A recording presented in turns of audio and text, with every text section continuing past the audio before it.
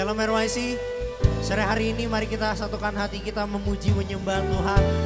Apapun yang kita lakukan, kita hanya mau menyenangkan hati Tuhan. Apapun yang kita buat, kita hanya mau menyenangkan hati-Mu Bapa.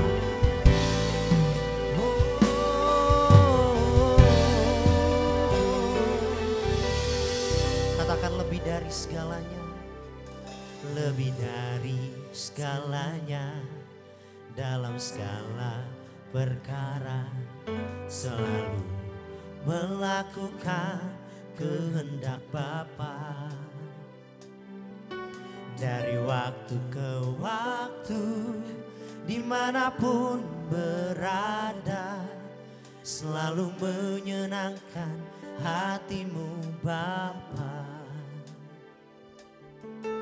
Dengan tekun berlomba, memandang anak domba, mengambil bagian dalam kekudusan.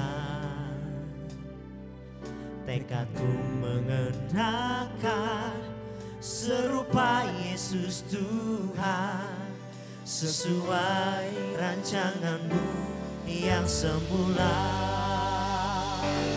Menyenangkan-Mu, menyenangkan-Mu, dimanapun dan kapanpun, dalam segala perkara. Menyenangkan-Mu, menyenangkan-Mu, sejak di bumi sampai selamanya.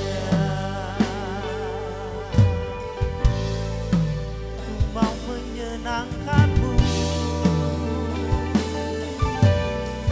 lebih dari segalanya, lebih dari segalanya, dalam segala perkara selalu melakukan kehendak Bapa.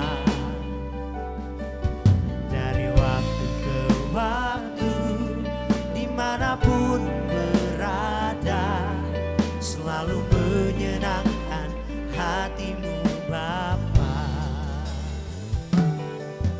Dengan tekun berlomba, memandang anak domba, mengambil bagian dalam kekudusan.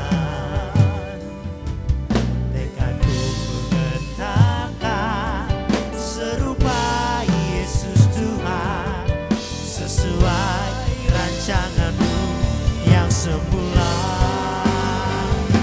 Menyenangkan-Mu, menyenangkan-Mu, dimanapun dan kapanpun, dalam segala perkara. Menyenangkan-Mu, menyenangkan-Mu, sejak di bumi sampai selamanya.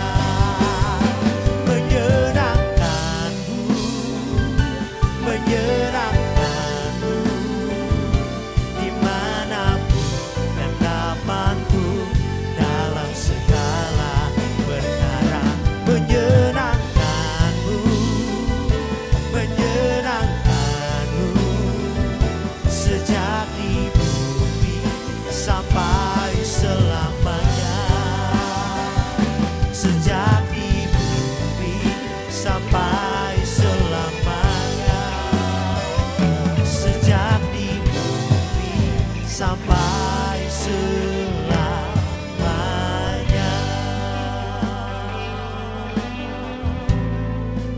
Selamanya.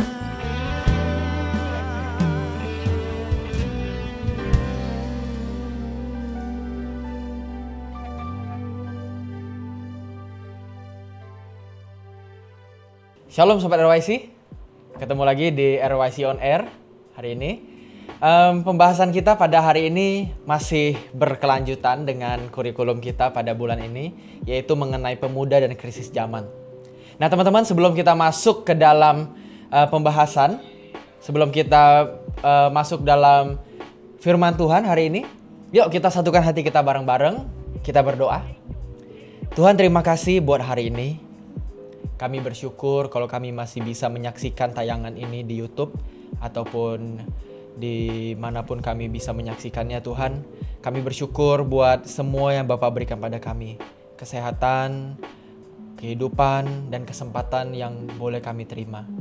Bapak, biarlah sore hari ini kami semakin dicerahkan, kami semakin dikuatkan, dan tentunya kami diingatkan Tuhan untuk kami bisa menghadapi krisis zaman ini. Bagaimana kami sebagai pemuda bisa sungguh-sungguh berkenan di hadapan-Mu pada hari-hari akhir ini Tuhan. Terima kasih buat hari ini. Kami bersyukur, kami taruh hati kami, perhatian dan konsentrasi kami ke firman-Mu. Dan kami siap diberkati oleh firman-Mu Tuhan. Kami bersyukur dan berdoa. Haleluya. Amin. Oke teman-teman. Hari ini kita akan bicara tentang pemuda dan krisis zaman. Tapi saya bikin satu tema kecil yang bisa jadi tuntunan bagi kita, satu hal yang bisa membuat kita mungkin lebih dapet kesannya gitu ya. Kita bisa lebih dapet dengan satu feel atau suasana ketika kita mendengar kata ini. Kata ini adalah Critical 11 teman-teman. Subtema hari ini bicara soal Critical 11. Nah, apa sih Critical 11 ini? Teman-teman, kalau kalian menyukai dunia penerbangan, kalian pasti akan tahu istilah yang satu ini. Nah, istilah yang satu ini sangat nggak asing di dunia penerbangan. Critical 11 itu adalah fase serius. 11 menit yang paling serius dalam sebuah penerbangan. Kita tahu kalau di dunia penerbangan ada dua fase serius. Dimana kalau kita naik pesawat, kita duduk di situ. Di situ kita dipersiapkan benar-benar untuk melakukan protokol keselamatan. Nggak boleh pergi ke kamar kecil, harus di kursi, pakai seat belt atau sabuk pengaman. Kita juga harus buka kaca jendela, kita harus kita harus tutup meja yang ada di depan kita, nggak boleh kita pakai. Kita masih benar-benar menjalankan protokol keselamatan. Bahkan pramugari dan seluruh awak kabin di pesawat itu harus duduk dan menggunakan sabuk pengaman. Nggak boleh ada aktivitas, tidak boleh ada kegiatan. Itu adalah fase Critical 11. Nah, Critical 11 ini terbagi jadi dua fase. Yaitu fase take off dan fase landing. Fase take off ketika pesawat terbang dan fase landing ketika pesawat mau turun gitu ya. Nah, 3 menit pertama sebelum take off dan 8 menit terakhir sebelum landing ya, 3 menit pertama ketika take off dan 8 menit sebelum landing itu adalah fase kritis. Fase kritis, Critical 11, yang menentukan keselamatan sebuah penerbangan teman-teman. Apakah penerbangan itu bisa sampai dengan selamat atau tidak? 11 menit ini menjadi 11 menit yang menentukan. 11 menit yang paling krusial untuk sebuah penerbangan. Nah, kalau aku tarik ke dalam aspek rohani, ya, sejak jatuh dalam dosa teman-teman, dunia ini selalu mengalami yang namanya krisis. Setiap zaman punya krisisnya. Mulai dari zaman Adam dan Hawa sampai dengan zaman kita hari ini, tidak pernah yang namanya ada ketenangan dari krisis. Dunia selalu silih berganti dilanda krisis, baik itu krisis alam, krisis ekonomi, krisis kesehatan yang sedang kita alami saat ini, atau apapun itu. Dunia mengalami krisis teman-teman, dan tidak pernah berhenti. Tapi ketimbang semua krisis yang terjadi di dunia ini, ketimbang semua krisis yang terjadi selama sepanjang abad, yang paling berbahaya sebenarnya satu. Paling berbahaya sebenarnya satu. Krisis ini krisis yang lebih berbahaya daripada krisis ekonomi, krisis kesehatan, krisis alam dan sebagainya. Krisis ini adalah akar dari seluruh krisis yang terjadi. Ini penyebabnya. Dan krisis ini bisa terjadi pada setiap orang. Nah, apa krisis itu? Krisis yang lebih berbahaya dari semua krisis lainnya yang sudah saya sebutkan tadi adalah krisis karakter dan keimanan. Krisis karakter dan keimanan. Krisis karakter ini berbicara soal bagaimana seseorang punya moral yang baik, yang taat pada hukum. Sedangkan krisis keimanan adalah sesuatu yang menurut saya atau yang saya hari ini jelaskan sebagai sesuatu yang lebih dari karakter. yaitu bagaimana seseorang mengalami krisis dalam kepercayaannya kepada Tuhan. Krisis iman dan krisis karakter saya bedakan. Karena apa? Kalau keimanan lebih berfokus kepada Tuhan. Keimanan seseorang. Yang ini notabene atau pada dasarnya dia khusus, spesial, unik, istimewa. Beda-beda. Tapi kalau karakter biasanya ini lebih ke umum ya. Orang yang non-Kristen pun bisa punya karakter yang baik. Tapi kalau soal keimanan ini khusus. Nah, apakah kedua hal ini terpisah sama sekali? Enggak. Kedua hal ini saling berhubungan. Iman mempengaruhi karakter dan karakter pun mempengaruhi iman. Orang yang beriman nggak mungkin punya karakter yang jelek. Dan orang yang karakternya jelek nggak mungkin bisa beriman. Jadi ini saling mempengaruhi dan tidak bisa dilepaskan sebenarnya. Tapi sore ini saya mau ngajak kita coba lihat. Bagaimana sih kita bisa nyelesain hal ini? Meskipun dua hal ini saling berkelindan atau tidak bisa dipisahkan satu sama yang lain. Berarti teman-teman ada satu hal yang bisa kita lakukan untuk menyelesaikan hal ini. Ini merupakan krisis dalam hidup kita. Critical 11. Krisis karakter dan iman yang terjadi pada masa-masa ini adalah critical 11. Ya, ini harus kita benar-benar sadari dan lawan. Harus benar-benar kita selesaikan. Dan ingat tadi saya katakan, kita pun bisa mengalami hal itu. Jadi bukan hanya orang-orang yang gak punya karakter baik, yang benar-benar bejat, yang mengalami krisis karakter ini. Semua orang, everyone, semua orang bisa terlanda oleh krisis ini. Dan sebelum kita mengalami itu, kita harus berjaga-jaga. Karena kalau critical 11 dalam penerbangan itu artinya menentukan sebuah penerbangan ini bisa selamat atau tidak sampai ke tujuan, maka critical 11 dalam hidup kita atau masa-masa krisis, pencarian kita akan karakter dan iman yang benar, itu menentukan keselamatan kekal kita. Critical 11 menentukan keselamatan penerbangan. Tapi kalau critical 11 dalam kehidupan rohani kita menentukan keselamatan kekal kita. Jangan sampai kita gagal menemukan karakter dan keimanan yang benar di hadapan Tuhan. Oleh karena itu hari ini saya akan membagikan 3 hal. Saya akan membagikan 3 hal mengenai bagaimana kita menghadapi critical 11 kita pada setiap masa. Masa remaja punya critical 11-nya sendiri. Masa pemuda punya critical 11-nya sendiri. Orang tua punya critical 11-nya sendiri. Artinya semua stage dalam hidup kita itu punya masa-masa krisis. Ada selalu persimpangan yang hadir dalam hidup kita. Dan kita diajak untuk memilih. Kita dituntut untuk memilih yang mana yang benar. Yang mana akan kita jalani. Nah, mari kita belajar dari firman Tuhan teman-teman. Biar firman Tuhan bicara pada kita hari ini. Pertama-tama saya ingin mengajak kita untuk melihat dalam 2 Timotius pasal 3 ayat 1. 2 Timotius pasal 3 ayat 1. Dalam ayat ini, Paulus memberikan pesan kepada anak rohaninya, ya, Timotius. Mentinya lah kalau zaman sekarang. Ini mentinya si Paulus.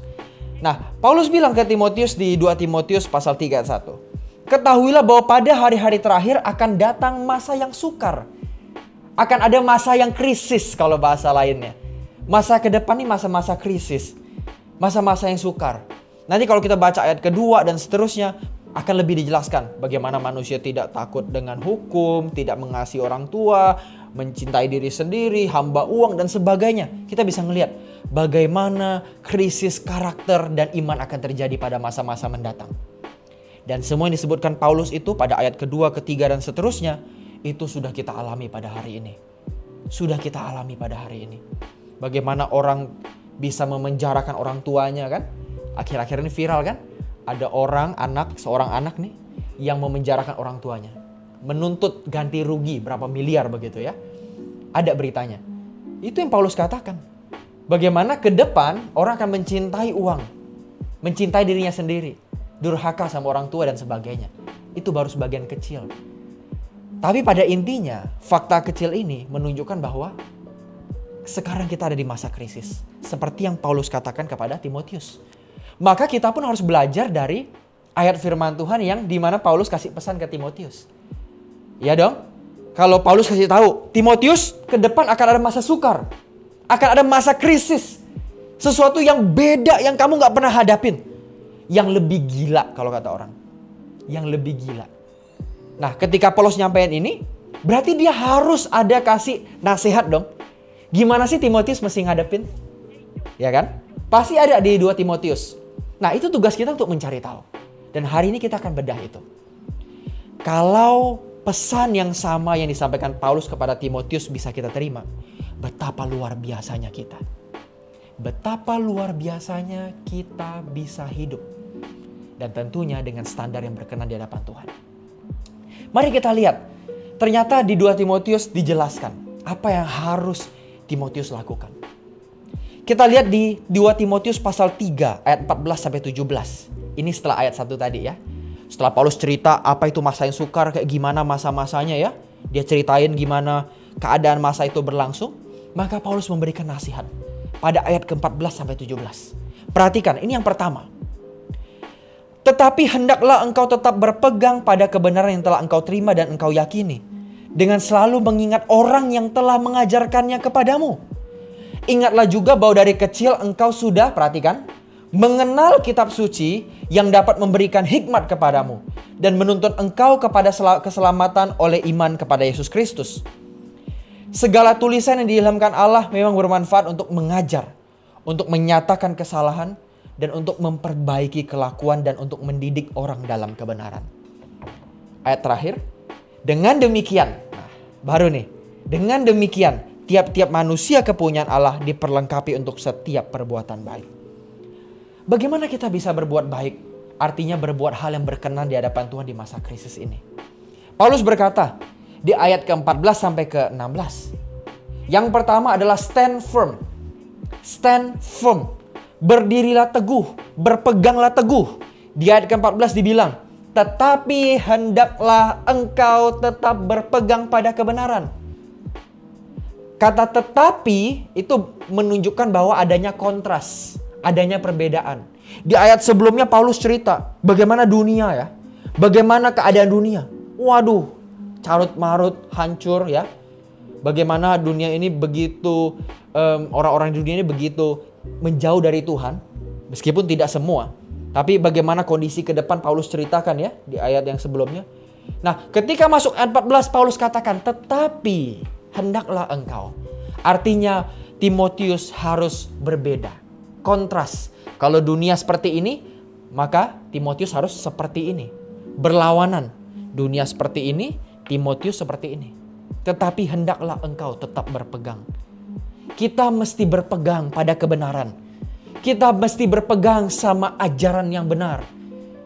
Bagaimana cara menghadapi krisis karakter dan keimanan? Cuma dengan berpegang pada kebenaran. Karena teman-teman, krisis karakter dan keimanan hari ini itu lebih kepada krisis pemahaman. Generasi hari ini memiliki pemahaman yang sangat luas.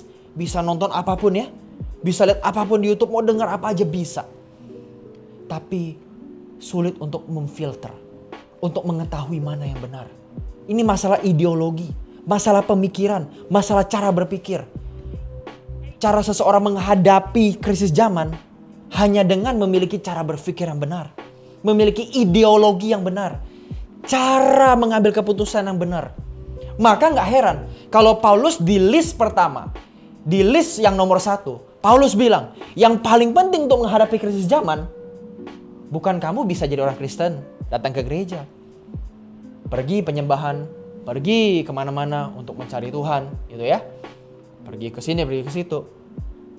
Yang paling penting jadi list nomor 1 adalah, engkau berpegang pada kebenaran. Sudahkah kita berpegang pada kebenaran? Nah, tapi masalahnya apa itu kebenaran? Nah, ini masalah baru. Yang mana yang benar? Gereja A klaim dirinya paling benar. Gereja B klaim dirinya paling benar. Gereja C juga sama.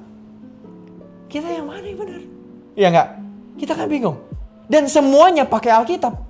Kalau ada salah satu yang nggak pakai Alkitab, mungkin kita gampang untuk membedakan. Ya kan?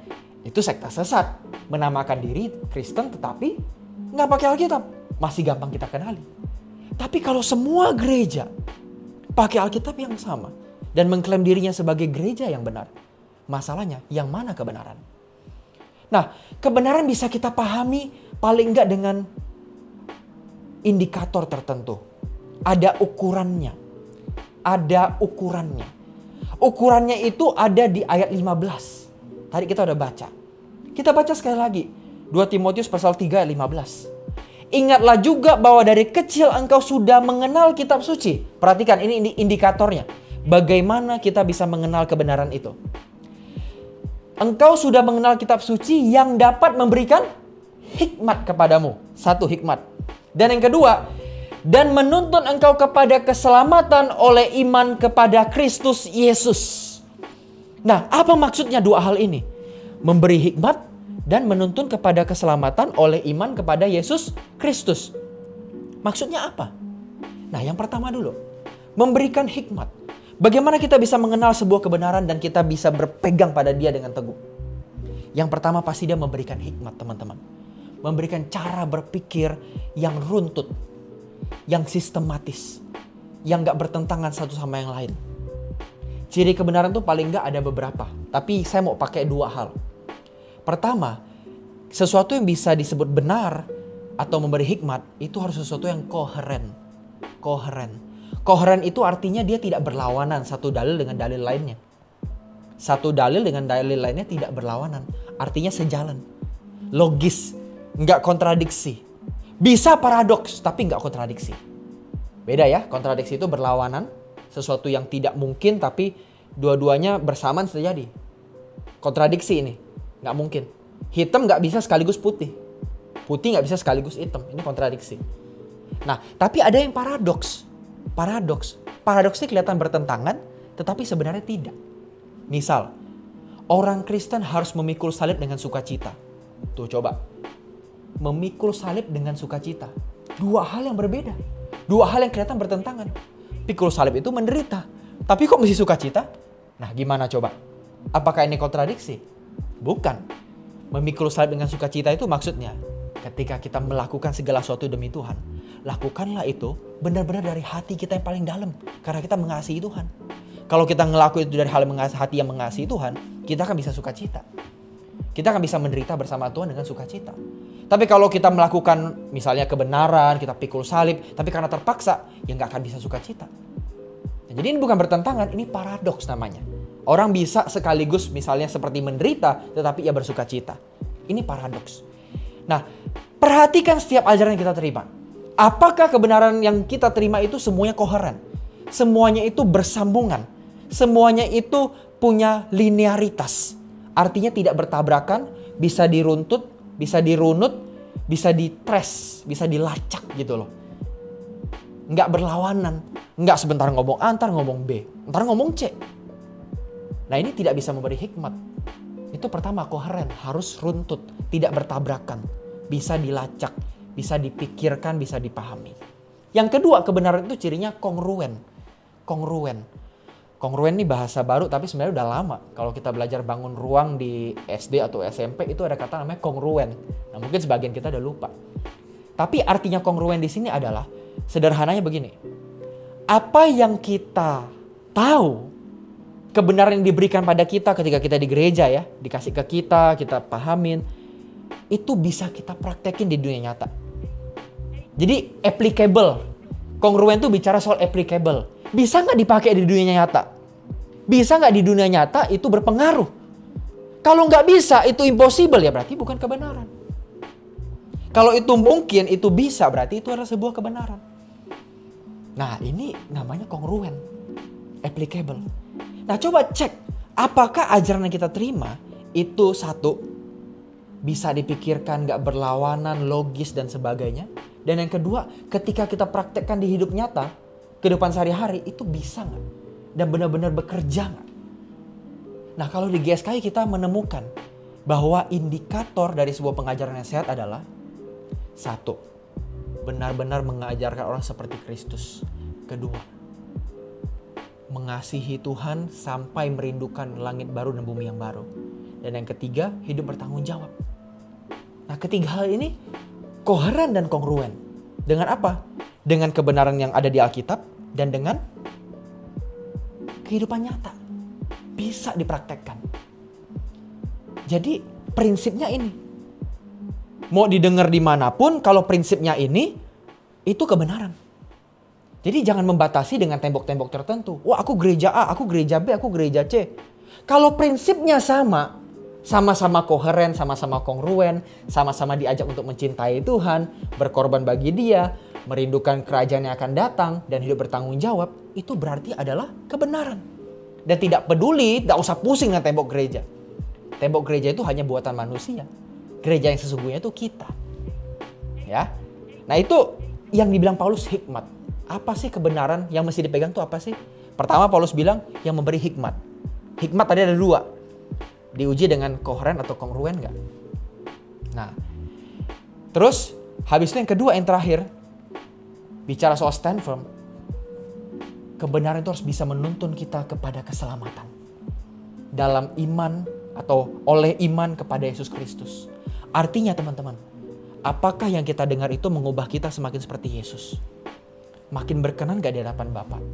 Ketika kita praktekkan arahnya makin seperti Yesus gak? Jangan-jangan ketika kita praktekkan ajaran itu, kita semakin seperti yang lain. Nah, ini yang membuktikan apakah ajaran bisa kita pegang atau enggak. Kalau ajaran misalnya cuma ngajarin orang minta ke Tuhan, pasrah sama Tuhan, dan kesannya malah mistis, itu kan bukan mengajar kita seperti Yesus. Yesus adalah sosok yang bertanggung jawab dengan hidupnya. Memang dia bergantung pada Allah Bapa, tapi dia melakukan apapun yang dia bisa terlebih dahulu. Bukan bergantung akhirnya pasrah dan pasif. Nah, coba perhatikan, coba cek. Kita spiritual check up. Apakah ajaran yang kita pegang merupakan ajaran yang semakin menyerupakan kita dengan Kristus? Coba cek deh. Coba cek. Kalau kita jujur, kita bisa tahu. Kalau memang iya, pegang ajaran itu. Dan itulah langkah pertama untuk kita bisa menghadapi krisis zaman ini. Bagaimana pemuda menghadapi krisis zaman? Gak ada cara lain, stand firm. Berdiri teguh di ajaran yang benar. Gak bicara soal gereja A, gereja B, gereja C. Tapi ajaran yang sehat dan benar. Ayo saya tantang kita. Coba cek masing-masing dan jujur. Dan yang kedua, bagaimana kita bisa menghadapi tantangan zaman. Menghadapi krisis zaman. Yang kedua, be bold. Be bold. Tegas. Kasih sikap yang tegas, jangan abu-abu. Ini ada di 2 Timotius pasal 4 ayat 1-2. Ini masih di pasal yang di kitab yang sama, tapi pasal yang beda. 2 Timotius pasal 4 ayat 1-2. Di hadapan Allah dan Kristus Yesus yang akan menghakimi orang yang hidup dan yang mati, aku berpesan dengan sungguh-sungguh kepadamu demi pernyataannya dan demi kerajaannya. Apa tuh? Berpesan sungguh-sungguh demi penyataannya dan demi kerajaannya. Titik 2 kan di Alkitab kan? Kalau kita lihat ada titik 2-nya. Apa tuh? Nih yang kedua nih, ayat kedua.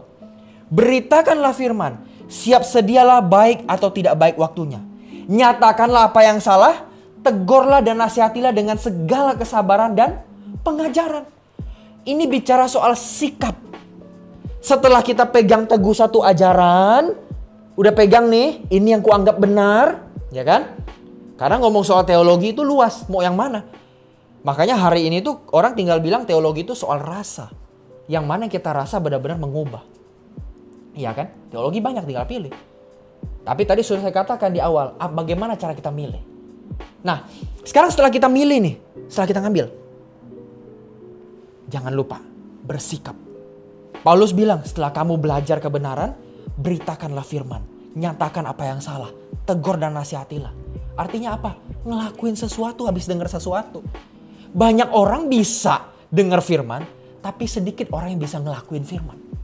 Banyak pendengar, sedikit pelaku. Itulah masalah kekristenan hari ini. Banyak pendengar tapi sedikit pelaku. Makanya yang bertobat juga sedikit. Kenapa? Karena gak ada yang ngasih kesaksian. Gak ada yang ngasih contoh hidup yang benar kayak Kristen itu gimana.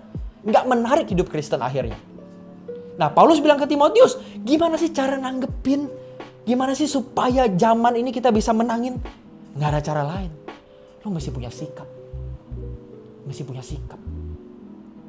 Mesti bold. Tuhan, dunia. Gak ada pilihan lain. Benar-benar dosa. Gak ada pilihan lain. Karena ajaran yang benar akan menuntun kita pada perilaku yang benar. Ortodoksi akan membimbing kita pada ortopraksi. Ortodoksi itu doxa ya, pengajaran. Orto itu lurus, pengajaran yang lurus. Ortopraksi itu maksudnya perbuatan ya. Kalau orto itu lurus. Jadi ortopraksi itu perbuatan yang lurus. Ortodoksi menuntun pada ortopraksi. Nggak mungkin nggak. Kalau enggak berarti ada satu hal yang salah. Kalau kita tahu yang benar, pasti perbuatan kita benar. Ini akan berimplikasi atau berdampak pada kehidupan kita dengan orang lain. Seberapa banyak orang lain diberkati dengan hidup kita. Atau jangan-jangan orang malah ketemu kita malas. Karena kita tukang bully orang. Kita suka body shaming orang ketika ketemu orang ngomong yang nggak enak didengar. Wah lu kok gendut banget sih hari ini? Gitu kan. Wah lu makin lebar lu. Gila iteman banget muka lu. Ketemu orang body shaming. Nggak keren banget kan? Nah, bagaimana sikap kita? Ketika ketemu teman yang nggak benar, kita ikut nggak benar. Karena kita takut kehilangan teman. Apakah ini benar? Atau kita mau pilih? Oh, ya udah, aku ini. Yang mau dekat silakan, yang nggak mau dekat ya udah. Mau gimana? Setiap orang punya pilihan kan? Nah, yang mana yang lebih menarik? Yang lebih laku emang yang ini. Iya kan? Yang dimana ya ngikutin aja deh daripada nanti kita kesepian. Ya kan? Nah, aku tantang kita buat berani bold. Berani tegas. Sampai kita masuk yang terakhir, yang ketiga. Bagaimana sih kita bisa ngadepin tantangan zaman ini? Yaitu dengan self-dedication. Setelah kita tadi stand firm, habis itu kita bold, kita pilih yang mana yang benar, yang mana enggak kita lakukan. Yang benar kita lakukan, yang enggak benar kita enggak lakukan. Terus kita sekarang self-dedication. Kita lakukan sesuatu, keluarkan sesuatu dari diri kita. Dari apa yang kita pahamin tadi tentang yang benar. Terus sikap kita yang udah kita ambil, sekarang yuk keluar. Jadi berkat. Self-dedication. 2 Timotius pasal 4 ayat 5. Tetapi kuasailah dirimu dalam segala hal. Sabarlah menderita. Perhatikan baik-baik ini kata kuncinya. Lakukanlah pekerjaan pemberita Injil dan tunaikanlah tugas pelayananmu. Dunia inilah tempat pelayanan kita. Keluargalah tempat pelayanan kita. Sekolah, kuliah, tempat kerja dimanapun. Bahkan di lampu merah pun tempat pelayanan kita. Kalau kita harus berhenti lampu merah, kita berhenti. Kalau kita melihat orang yang susah di pinggir jalan, atau di sebelah rumah kita, atau dalam keluarga besar kita, disitulah kita melayani Tuhan. Jadilah garam dan terang. Jangan ngumpul jadi gudang garam. Jangan ngumpul jadi lampu kapal yang terang nyorotin orang. Sampai orang tuh silau. Teman-teman, faktanya untuk menerangi tempat yang gelap hanya butuh cahaya yang samar. Ngerti gak? Tempat yang gelap nih untuk kita bisa menerangi cuma perlu cahaya yang samar. Jangan bilang, wah aku belum sempurna, aku belum benar, aku belum bisa berkatin orang. Aku takut gini, gitu. Tunggu aku benar deh, baru aku pelayanan, baru aku bantu orang lain, baru aku hidup berkenan. Ya gak bisa. Gak akan bisa. Jangan tunggu kita kayak lampu kapal yang menerangi orang tuh kayak bus gitu. Itu by proses. Tapi ingat teman-teman, ruang yang gelap hanya butuh cahaya yang samar. Hanya butuh cahaya yang samar untuk menerangi ruang yang gelap. Ketika kamu hari ini punya tekad untuk hidup benar, pegang yang benar. Kamu punya sikap yang benar, kamu udah ambil keputusan, ya aku pilih yang ini. Lakukan, keluarlah, jadilah geram, jadilah garam dan terang. Jadilah orang yang bisa memberkati orang lain. Jadilah tangan Tuhan. Perpanjangan tangan Tuhan yang berlubang paku itu untuk memeluk orang lain. Jadilah orang-orang yang punya mata Tuhan. Yang bisa melihat kesusahan orang lain. Dan memeluk mereka. Krisis zaman hanya bisa kita lawan dengan ini. Stand firm. Be bold. Dan yang terakhir, self-dedication. Dedikasikan diri kita untuk orang-orang sekitar kita. Untuk kita bisa menggarami dunia. Agar apa? Agar benar-benar krisis zaman hari ini bisa kita menangkan untuk kerajaan Tuhan. Mari teman-teman, saya tantang kita. Kalau kamu adalah orang yang mengasihi Tuhan, mari kita lawan krisis zaman ini. Kita hadapi dengan berdiri teguh. Ambil sikap dan dedikasikan diri kita untuk sesama kita. Supaya Tuhan dipermuliakan. Yuk, bagi kamu yang mau, saya ajak kita berdoa bersama-sama. Kita doa bareng-bareng. Tuhan, terima kasih buat hari ini. Kami sudah belajar bagaimana kami harus menghadapi krisis zaman ini Tuhan. Tuhan tolong kami untuk kami bisa berdiri teguh. Untuk kami bisa punya sikap yang tegas. Dan kami bisa menjadi berkat. Kami mendedikasikan diri kami bagi orang lain. Tolonglah kami Tuhan. Beri kami matamu supaya kami bisa melihat orang yang butuh kasih sayang. Supaya kami bisa melihat pekerjaan-Mu. Beri kami hati-Mu Tuhan. Supaya kami bisa punya perasaan yang peka seperti Engkau. Apa yang Engkau ingini kami bisa tahu Tuhan. Dan beri kami tangan-Mu. Agar kami bisa sungguh-sungguh melakukan pekerjaan-Mu. Tanpa ragu-ragu. Terima kasih Tuhan. Kami bersyukur buat hari ini. Kami bersyukur buat semua yang Bapak berikan. Kami tutup pertemuan kami hari ini. Kami berdoa. Haleluya. Amin.